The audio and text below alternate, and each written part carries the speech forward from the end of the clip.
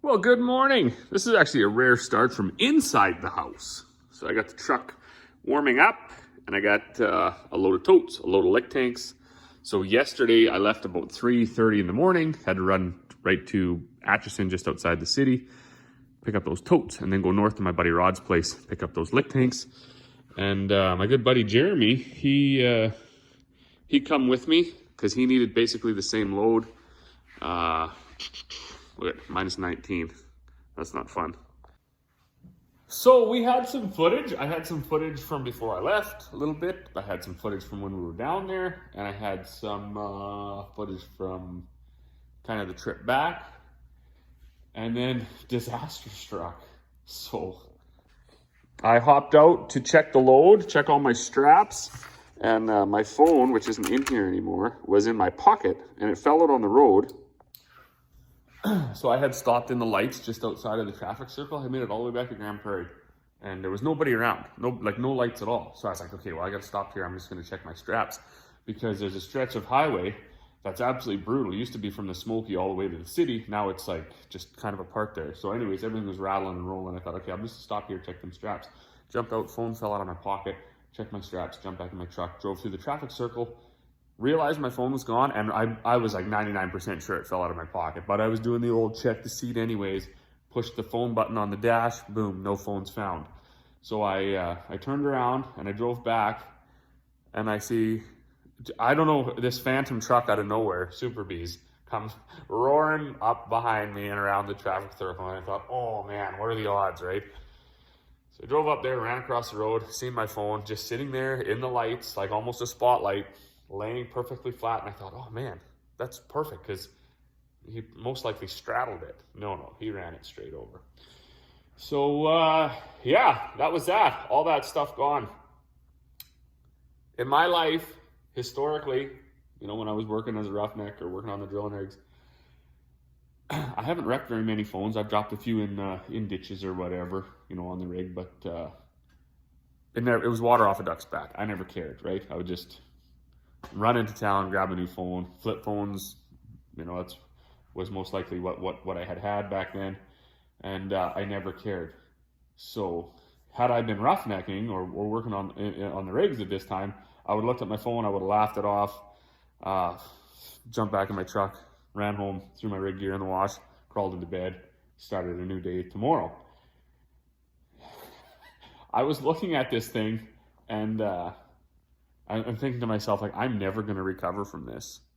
There was so much information on that phone, emails, texts, contacts, a ton of photos that I had, saved on there. And I just was thinking, like, wow, this is brutal, because I'm not a tech guy. I don't know how to set this backup nonsense up.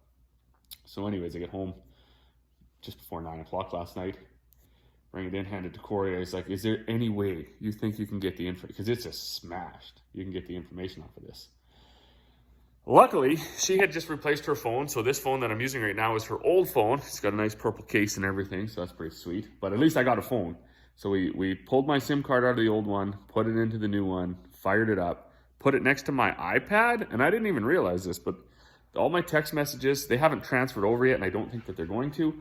But all my text messages go to my iPad. She had backed up my photos when we got home from holidays. All of my contacts, which I had like 1,016 contacts, they all they didn't all transfer over. 945 transferred over, and I was like, okay, I can deal with that. The other 60 people, 70 people, I mean, we'll figure that out. And then I just looked just now, and boom, I was back up to 1,016. So that was an ultimate win. I managed to get hooked back up to the emails, both for the farm and my personal email, and then logged back into all of the grain marketing apps and things that I have. So, sigh of relief. So Corey ran off to town today. She's got a little bit of groceries to get and things like that. She was going to run over to a local phone fixing place. Ironically enough, they get their feed here. So we got right, it's all about who you know. So she's going to hand them the phone and see what they can do. And I don't have high hopes for it, but at this point, really all I would need off of there is the text messages. But luckily enough, I was actually caught up on the feed too. So I only have about 6 or 7 bags that I got to make, and I kind of remember them anyways. So I'm going to go out. I'm going to see if that telehandler will start. I'm going to get these totes unloaded. I'm going to get those lick tanks unloaded, thrown in the shop. And we'll just see where the day goes with this new phone, I guess. Well, good afternoon. Things are progressing along fairly well. Everything started after that little bit of a cold snap, minus 21 this morning. Got my first batch of 4-H bags done. I'm going to make another couple batches of that, get ahead of that a little bit. I know there were some folks that were waiting. I was waiting on a shipment of supplement, and that actually went from bad to worse. So we just decided to get the supplement elsewhere, and we've moved on from the one supplier, which I think is going to be beneficial. The writing had been on the wall with that. They, I don't know, they just didn't seem to care too much about the norm. I don't know if that's how they operate all over, but you know, they came up here a year and a half, 2 years ago, whatever it was, with a plan, and oh, you know, we'll do this and we'll do that. And I don't know. Some of the feedback I was getting from some of the customers wasn't the best. I think the product was really good, but communication and logistics of getting the stuff to where it needed to be was not so good. So we're just going to move on, do something different. The new supplier that we're going to use, they actually do poultry, you know, turkeys, chick starter. They do pork as well, so we'll be able to get all that pre-mixed, all those supplements from them. So I think for us, it's going to be better. But I've only got a couple more hours left of my day because the kids got hockey. So we'll see where we get to. Good morning. It's one day just running into the next around here. I do like looking at that barn though. A couple of people were here, including the butcher there that was here one day, and he said, you know, I don't know, maybe that barn would look better if you left it uncovered. It'd look more rustic, but now with that green and white tin on there, matching up the house, matching up that covered the arch rib there, heated shop, matching up the feed shed, matching up the cold storage shed, matching up the trailer even that we painted a couple years ago. I'm a big fan.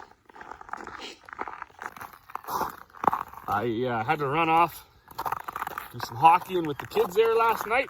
A little bit of practice, so that took me away from here at 4:30. Quarter after 4, somewhere around there is when we get changed up and get ready to go. So it was kind of I'm going to call it a half day yesterday.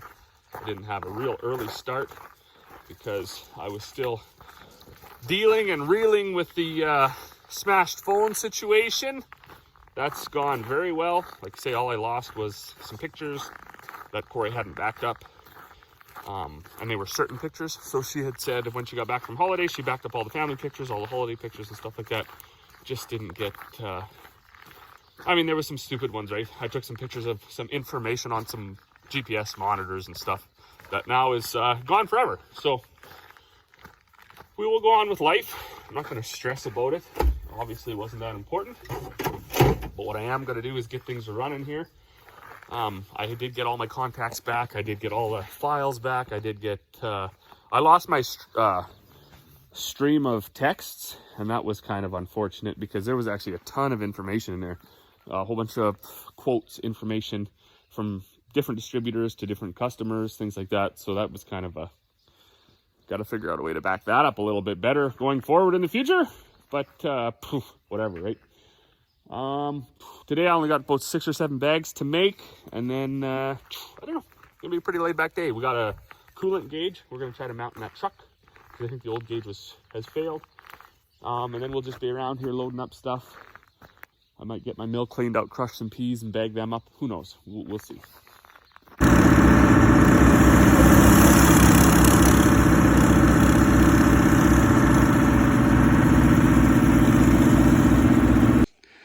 Well, I think I'm going to end this video like 3 days later after I started it. We got back, we got our totes unloaded, we got our tanks unloaded and built.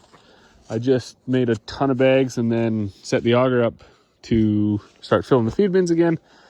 And we had bought another coolant gauge for that white truck, and when we hooked it up, it worked. So we knew the sender and the wires and everything worked.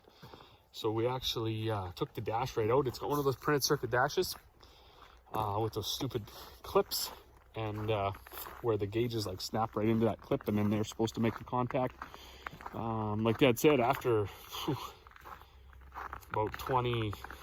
about 30 years, like all of those dashes seem to be failing. So I just looked at it, and you could actually see where it was like blown out in the copper wiring or whatever. So what we did was we pulled the little, bear with me here for a second. I'm not sure how to explain all this stuff. Maybe I'll try to find some pictures of it, because I couldn't have my phone going while I was dealing with all them tiny little screws on the dash and putting them in. But there's the 3 or 4, depending on bolts, basically sticking out the back of your gauge, and they snapped into these little prong things. So I pulled the one out for the sender, and I ran a wire from the sender. Well, Dad ran the wire, but from the sender back up to that gauge. So we bypassed the main plug that plugs into that printed circuit dash, and hooked it right up to the gauge, because the other prong still had power and the other prong was still neutral. So it was just that sender one that was not getting any information. So when we did that, by hooking a wire direct from the sender up to the gauge, it fired up and everything worked. So that's kind of a win, because there's nothing wrong with adding remote gauges, right? People do it all the time. But if you can keep it clean and keep the gauges in the dash working, it's just kind of all right, because you can kind of have anybody jump in that truck, and if they're at all an operator and they care about oil pressure and engine temp and stuff, they know where the gauges are, because they're part of the dash. If you got remote ones down up underneath or up in the corner post or whatever, and you have a neighbor drive the truck, you're basically just putting things in the good Lord's hands and hoping everything holds together, right? So we do try to keep things original and working. But anyways, it's been a day. Kids were at hockey this morning. I'm still a little less energy than normal, because we had done that live last night, stayed up till about 1 in the morning, so a little bit tired from that. But as always, thanks for watching. We'll see you all on the next one.